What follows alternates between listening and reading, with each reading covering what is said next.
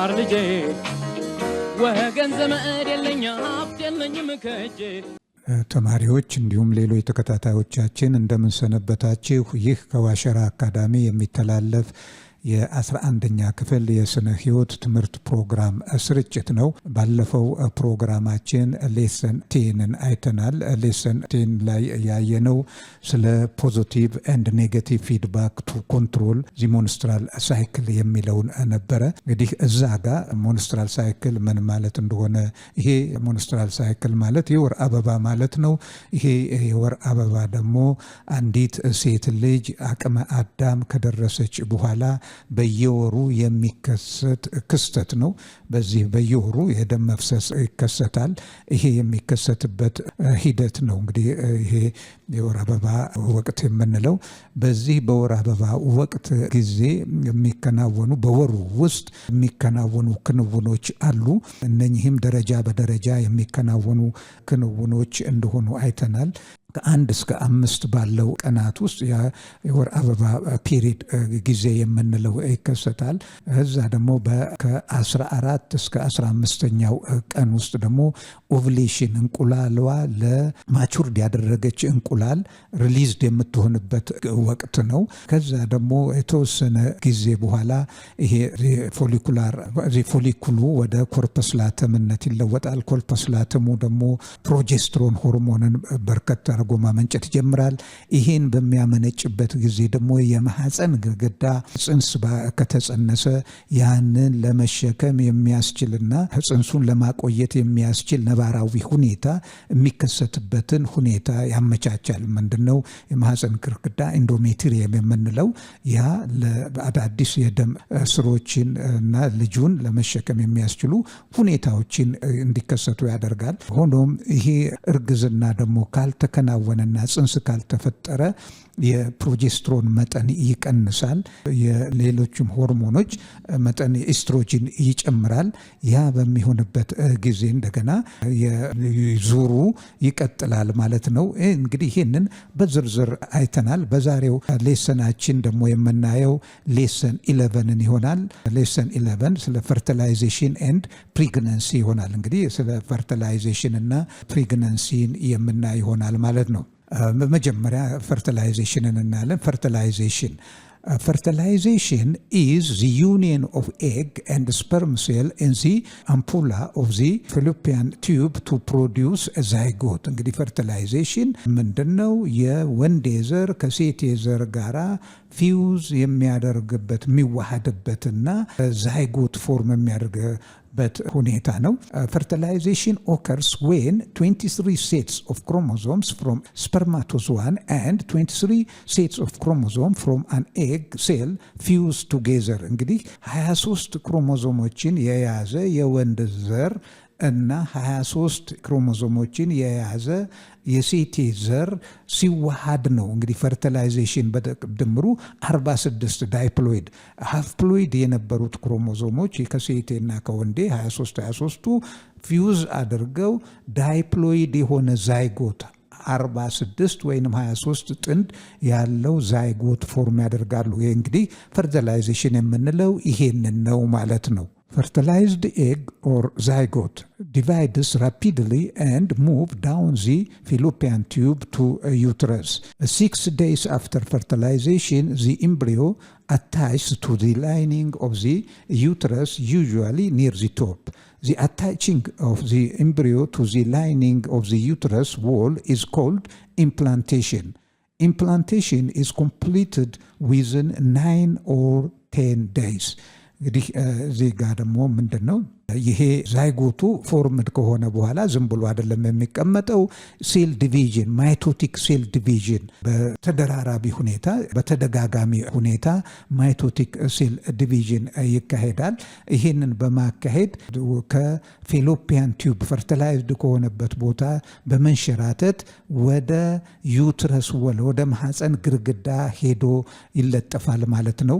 6 days after fertilization the embryo attaches 6 to the lining of the uterus እንግዲህ ከ6 ቀናት በኋላ ከፈርቲላይዜሽን ተከናውኖ ከ6 ቀናት በኋላ ሴሉ ዲቫይድ ዛይጎቱ ልብ አድርጉ ዲቫይድ እያደረገ መጠኑ እያደገ ሄድና ከፊሎፒያን ቲዩብ ተንሸራቶ የማህፀን ግርግዳ ላይ ይለጠፋል። እንግዲህ በላይኛው በኩል ባለው ወይም ወደ ላይ ከፍ ብሎ በሚገኘው የማህፀን ግርግዳ ላይ ይለጠፋል። የዚህ የዛይጎቱ ማህፀን ግርግዳ ላይ የመለጠፍ ሂደት የኤምብሪዮ የማህፀን ግርግዳ ላይ የመለጠፍ ሂደት ኢምፕላንቴሽን እንለዋለን። እንግዲህ ይሄ ኢምፕላንቴሽን ደግሞ ከ9 እስከ 10 ቀን ይፈጃል ማለት ነው። እዛ ላይ የመለጠፍ ሂደቱ ከ9 እስከ 10 ቀናትን ይጠይቃል። እዚህ ጋር የምታዩት የማህፀን ክፍል ነው። እዚህ ጋር የምታዩት እንግዲህ ኦቫሪ ነው።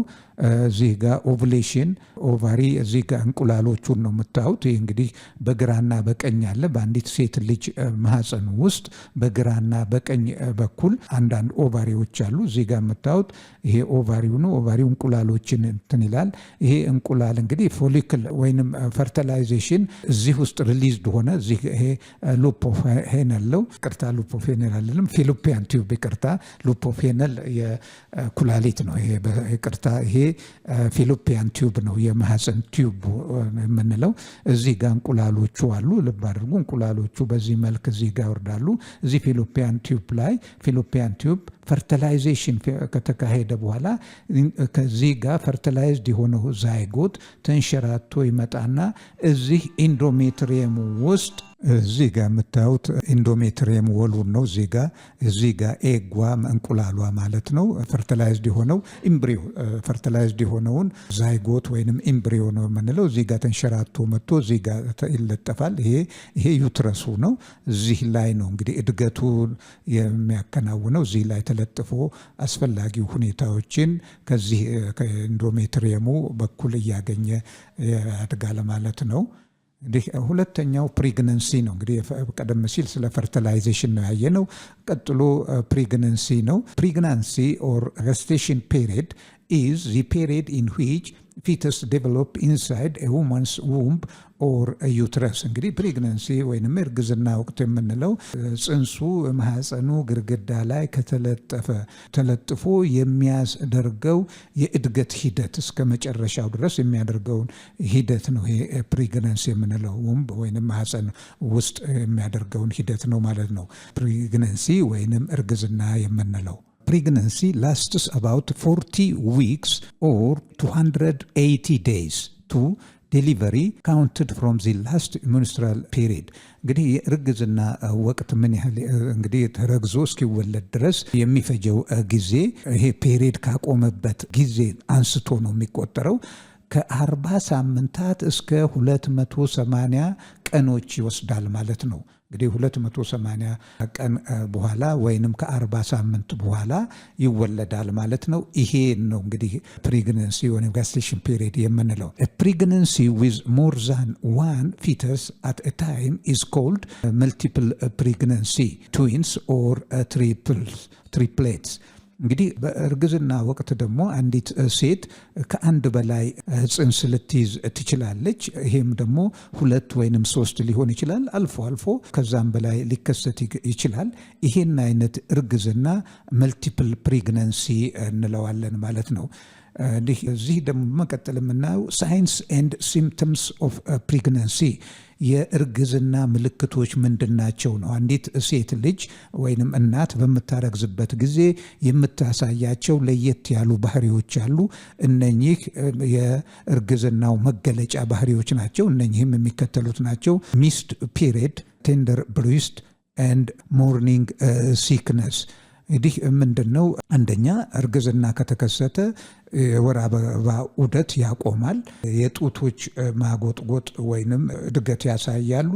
ከዛ በተጨማሪ ደግሞ ያቺ እናት ጧት ላይ የማቅለሽለሽ የማስመለስ ሁኔታዎች ይከሰታሉ።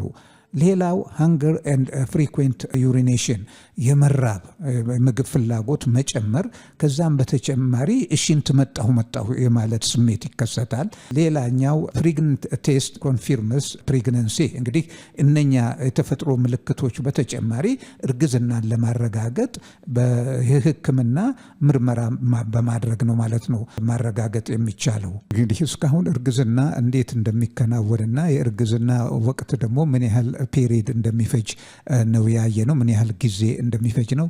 በመቀጠል ደግሞ የምናየው ሜካኒዝም ኦፍ አክሽን ኦፍ ኮንትራሴፕቲቭ ይሆናል። እንዲህ ስለ ኮንትራሴፕቲቭ እናያለን በዝርዝር። በዛሬው ዕለት ግን በመነሻ ሜካኒዝም ኦፍ አክሽን ኦፍ ኮንትራሴፕቲቭ የሚለውን እናያለን። ዋት አር ኮንትራሴፕቲቭስ? ኮንትራሴፕቲቮች ምንድናቸው ነው?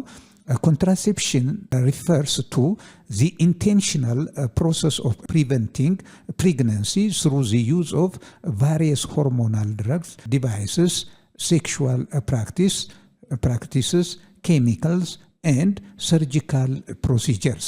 እንግዲህ ይሄ ኮንትራሴፕቲቭ የወሊድ መቆጣጠሪያ ነው። የወሊድ መቆጣጠሪያ ማለት ምን ማለት ነው ነው ጥያቄው፣ ምንድን ነው ማለት ነው። እና የወሊድ መቆጣጠር ማለት ሆን ብለን አውቀን የምናደርገው እርግዝና እንዳይከሰት የምናደርገው ሁኔታ ሆኖ ይሄንንም ለማከናወን የተለያዩ መንገዶችን መተግበር ይቻላል። እነኚህም አንደኛ ሆርሞኖች እርግዝና እንዳይከሰት የሚያስችሉ ሆርሞኖችን በመጠቀም፣ ሁለተኛ የተለያዩ መሳሪያዎችን በመጠቀም፣ ሶስተኛ የግብረ ስጋ ግንኙነትን እርግዝና እንዳይከሰት በሚያስችል ሁኔታ በሴፍ ፔሪድ ያንን ፕራክቲስ በማድረግ፣ ሌላው የተለያዩ ኬሚካሎችን በመጠቀም፣ እንደገና በተጨማሪም በመጨረሻ በኦፕራሲዮን በሰርጂካል ፕሮሲጀር ኦፕራሲዮን በማድረግ በሕክምና ያንን እርግዝና እንዳይከናወን ማስቻል ማለት ነው። ይሄ ነው እንግዲህ ኮንትራሴፕሽን ሪፈርስ ቱ ለእነኚህ ሁኔታዎች ጋር ተያያዥነት ያለው ነገር ነው ማለት ነው። እንግዲህ እዚህ ጋር ደግሞ እንግዲህ እርግዝና የተፈጥሮ ሂደት ነው፣ መውለድም የተፈጥሮ ሂደት ነው። ለምንድን ነው ይሄ የተፈጥሮ ሂደት እንዳይከሰት የምንፈልገው የምናደርገው ነው? ለዛ እንግዲህ ምክንያቶች ይኖራሉ። ያለ በቂ ምክንያት አይደለም ይሄ የሚሆነው። ለዛ ምክንያቶቹ ምን እንደሆኑ እናያለን። People use contraception for a range of reasons such as to plan family size, የቤተሰብ ምጣኔን ለመመጠን ነው ማለት ነው። በምንፈልገው መጠን መመጠን ማለት ነው። ቱ ሪዲዩስ ፕሬግናንሲ ሪሌትድ ሪስክ፣ አንዳንዴ ከእርግዝና ጋር ተያይዘው የሚመጡ ለህይወት አደገኛ የሆኑ ክስተቶች አሉ። ለምሳሌ ፕሬዠር ሊሆን ይችላል፣ የደም ግፊት ማለት ነው፣ የኩላሊት ሌሎችም ህመም ያለባት እናት ይሄ በተደራቢ በሚመጣበት ጊዜ ለህይወት አስጊ ስለሚሆን ያ ሪስክ ያለው ሁኔታ እንዳይከናወን ለማስቀረት። ሶስተኛ ሪዲዩስ ቲኔጅ ፕሬግናንሲ፣ ሶስተኛው ደግሞ ያለ እድሜ እርግዝና እንዳይከሰት እንግዲህ ይሄንንም ለማድረግ ይጠቅማል ማለት ነው። ያለ እድሜ አንዲት ልጅ ጸንሳ ወልዳ ሌላ ችግር ውስጥ እንዳትገባ ለማድረግ። ሃብ ሄልዚ ቤቢስ፣ ከዛ አራርቆ በመውለድ ደግሞ ጤናማ ልጆችን እንዲኖሩን ለማድረግ፣ ለዚህም ይሄ በርዝ ኮንትሮል ይረዳናል ማለት ነው። መጨረሻው ደግሞ ፕሪቬንት ሴክሹዋሊ ትራንስሚትድ ዲዚዝስ ላይክ HIV ኤድስ ኤንድ፣ እንግዲህ ሌላው ደግሞ በግብረ ስጋ ጊዜ የሚተላለፉ የተለያዩ በሽታዎች አሉ። እነኚህን በሽታዎች ለመከላከልም ይጠቅማል ማለት ነው። ይሄ ኮንትራሴፕቲቭ በተለይ ሜል ኤንድ ፊሜል ኮንዶሞች ለዛ ጠቀሜታ ይሰጣሉ። ሌላው ቱ ባላንስ ፖፑሌሽን ግሮዝ ዊዝ ኢኮኖሚክ ግሮዝ፣ እንግዲህ ልብ አድርጉ፣ አንዲት ሀገር ህዝቧን ለመመገብ ካልቻለች የህዝብ ቁጥሩ እየበዛ እና የምርት መጠን ካነሰ ህዝቦቿ ለችግር የተጋላጭ መሆናቸው ማያጠራጥር ነው። እንግዲህ ይሄንን ለችግር ተጋላጭነት ለመቀነስ እና አቅርቦትንና ፍላጎትን ለማጣጣም የህዝብ መጠንንና ፕሮዳክሽንን ወይም ምርትን ማጣጣም ያስፈልጋል ማለት ነው። ይሄን ለማድረግ የምንችለው ደግሞ ምርትን በማሳደግ የቤተሰብ ምጣኔንም ወይም የህዝብ ቁጥር ምጣኔንም ከዛ ጋራ የተመጠነ እንዲ አድርጎ ማስኬድ ማስቻል ስንችል ነው እና ምጣኔ ሀብት እድገታችንና የህዝብ ቁጥር እድገታችን ተመጣጣኝ ከሆነ ብልጽግና ይኖራል ወይንም ለችግር ተጋላጭነት ይቀንሳል። ይሄንን ማመጣጠን ካልቻለ ግን ለችግር ተጋላጭነት ስለሚኖር ይሄንን ለመቀነስ ይሄንን ማድረግ ያስፈልጋል። ወይንም የቤተሰብ ምጣኔ ወይንም ይሄ ኮንትራሴፕቲቭን መጠቀም የግድ አስፈላጊ ነው ማለት ነው። እንግዲህ based on their mechanism of action contraceptive can be categorized as barrier and or non barrier contraceptive። እንግዲህ የሚሰጡት አገልግሎት ሁኔታ ተንተርሶ እነኚህን ኮንትራሴፕቲቮች በሁለት ላይ ይሄ ቤሪየር እና ነን ቤሪየር ኮንትራሴፕቲቭ ቤሪየር የሚባለው የወንዴው ዘር ከሴቴው ዘር ጋር እንዳይገናኝ የሚያደርግ ነው። ሁለተኛው ደግሞ ነን ባሪየር የምንለው ደግሞ ተገናኝቶ እድገት እንዳይኖር የሚያደርግ ነው። በእነኚህ በሁለት ይከፈላሉ። እንግዲህ የዛሬውን ሌሰናችንን በዚህ እናበቃለን። በሚቀጥለው ሌሰን እነኚህን ባሪየር ሜካኒዝም እና ነን ባሪየር ሜካኒዝሞችን ኮንትራሴፕቲቭን በዝርዝር የምናይ ይሆናል።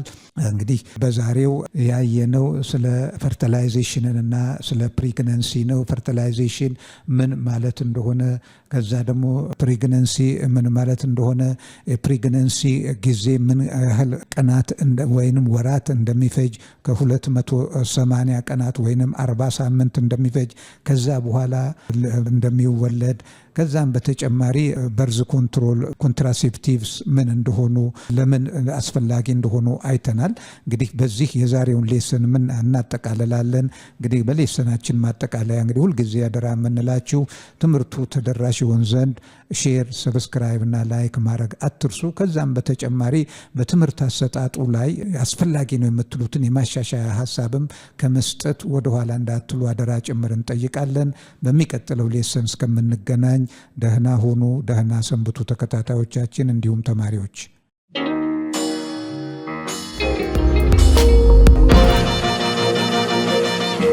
ፀሐይ ነው ላስተማረ ሰው ግን ቀኑ ጨለማ